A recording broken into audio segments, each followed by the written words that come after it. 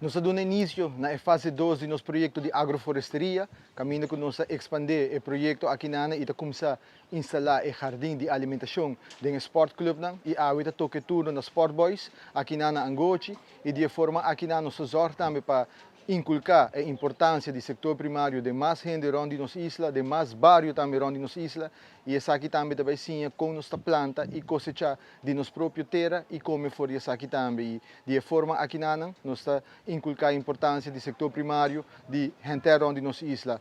Dia 26 de outubro, nós estamos na SPO Brasil e dia workaba me uma chamada na gente comunidade Aruba para Bini educar o mês que o projeto de agroforesteria para assim que a mensagem por seguir passa de hogar para hogar, de bairro para bairro, para assim que nos por realmente realçar para o que trata o setor primário na Aruba e convertir isso aqui em pilar econômico novo para nossa isla.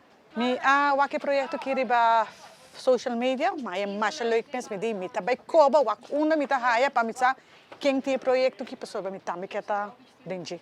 É membro não por bini, se tem folho que cuta para na limpe se te promete dosta não tá desfrutar de natureza, de fruta que tá bem depois.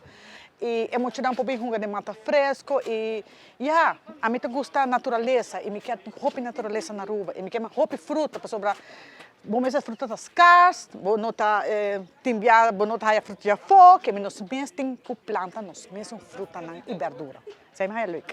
Para todos membros na bolsa bem desfrutar de nosso projeto, bem desfrutar da natureza, ora tem bem snu e bem corta rama não que nasce, nós também tem concombre, nós também tem papaya, nós também tem diferentes verduras, bolsa bem ajuda, direita é lugar e depois é fruto, bolsa tá a bolsa mesmo desfrutar de. Me quero agradecer Minister Ursula Arens com seu bonito projeto, me quero agradecer Rose, turmi e volunteers dan ko abido nos, ko hoop força para nos club que daar bonita.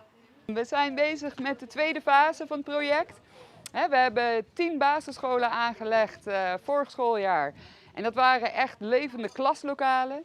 Maar dit keer community projecten. Dus we zijn hier bij Sport Boys Club in Angochi.